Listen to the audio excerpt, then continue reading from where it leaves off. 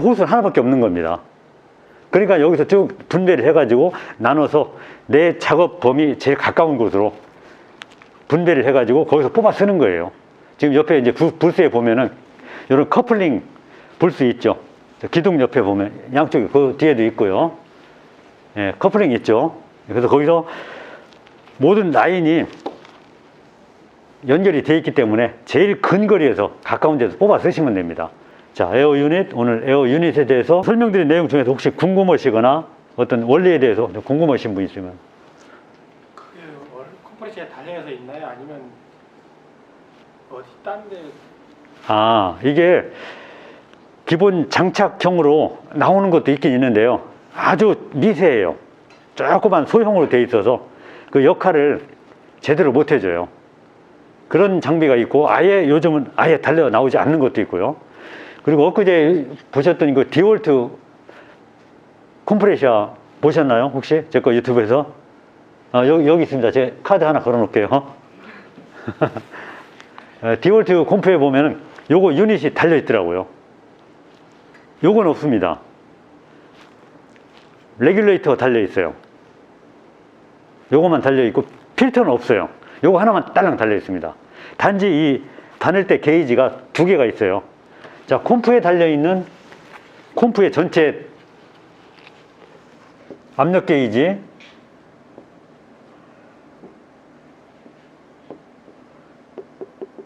이렇게 되어 있고요.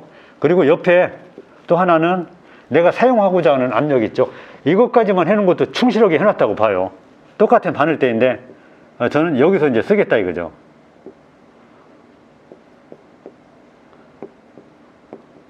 여기에 맞춰놓고 쓰겠다 이거죠. 콤프의 압은 여기를 가리키고 있는데 제가 설정해 놓은 건 유니트처럼 제가 설명드린 것처럼 그렇게 쓰겠다는 거죠.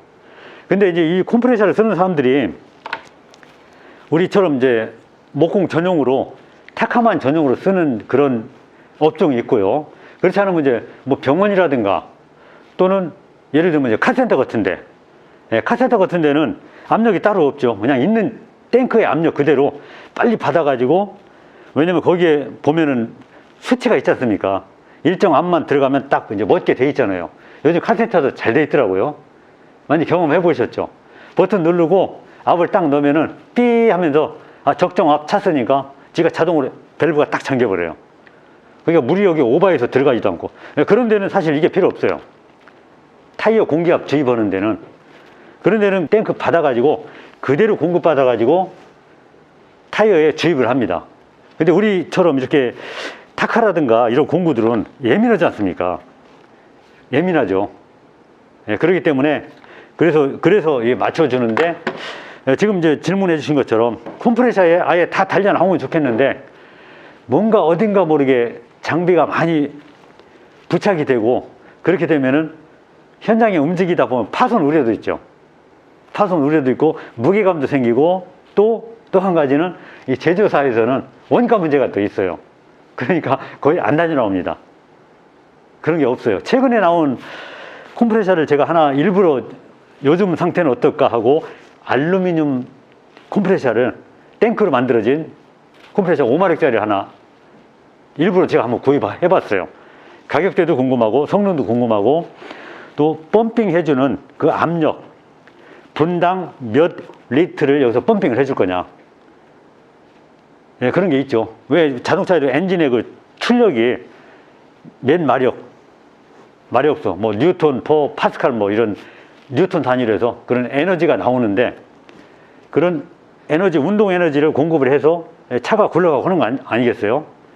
그런데 컴프레셔도 마찬가지예요. 어떤 컴프레셔는 오일리스 컴프레셔 방식에 분당 몇 리터를, 물로 따지면 100리터면은 분당 1분에 보통 우리 저 기름통 같은 거 한 20리터 정도 되죠. 한 마리 정도. 18리터, 20리터.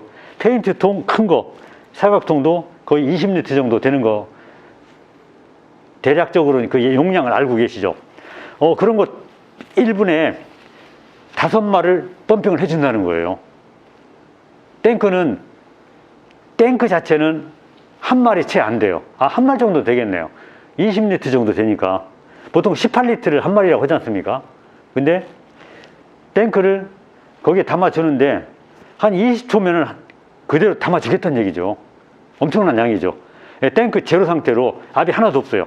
일반 우리 외부 공기압처럼 탱크 밸브를 열어놓고 내부 공기, 외부 공기 압이 똑같아요.